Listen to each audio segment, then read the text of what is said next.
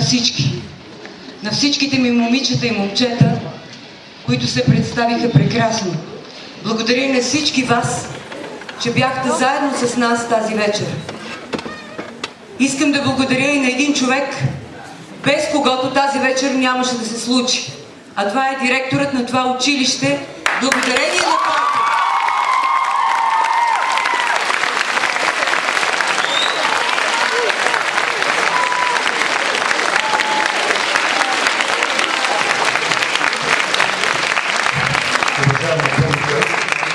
Уважаем Славин отбор Театрален 2009. Преди малко бях на работна среща с заместник министъра на образованието господин Кирчо Атанасов и стана дума, що е това талант Българското училище и какво прави нашето училище за талантливите деца. Аз му предложих, господин заместник министър, отбора долу чака, товарева и карам на Лович, за да видите какво означава талант и какво може да направят талантливите деца в Българското училище. Отказа ми заместник министъра, но ме помоли да ви предам неговите поздрави. И той каза, че сигурно сте много добри артисти. Аз му отговорих, че не сте много добри, по-добри от вас просто няма.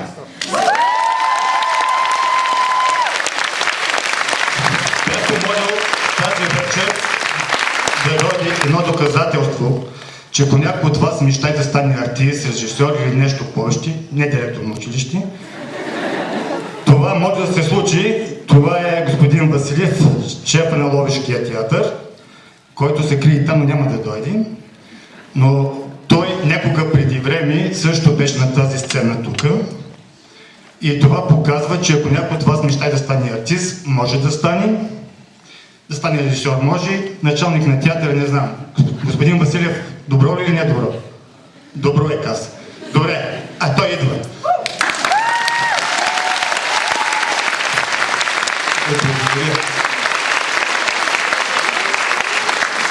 Много се радвам, когато видя толкова хубави зрители и най-вече ако този повод е благодарение на моето училище и на тези деца. Успех ви желая и на добър час във всяко едно начинание, което от тук нататък ви предстои. Хубава вечер! Тук да ви раздам нещо да спомня от тази вечер. Това са моите цветя за вас. Емблемата на училище.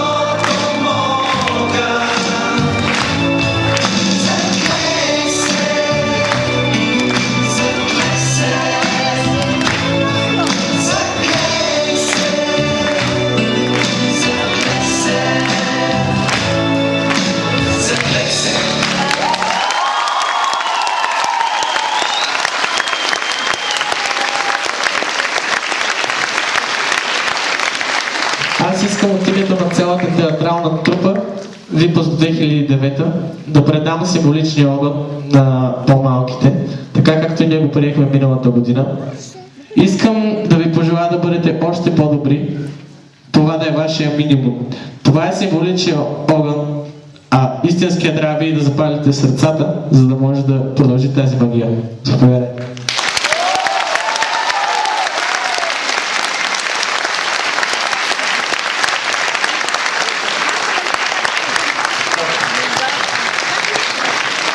Бих искал да поздравя всички, които участваха в тази годишната пиеса. Животът като цяло е общата ни сцена. Всички сме актьори, но някои роля получават. А във времето минава, местата ни отнема, а роля взема пак само този, който заслужава. Скоро идва така проблемната матура. Изразява това лицата ви нагледно. Но нека повишим си театралната култура, събрани сме приятели в салона за последно. Смелост трябва, мислите си да изкажеш. И дръзките получават шанса за изява. Лесно не е пред публика да се покажеш, особено на последната ви заедно поява. Думите ми, надявам се, не ще минат покрай вас като вятър. Ако пък да, предавам се, но с фрази трудно се описва театър.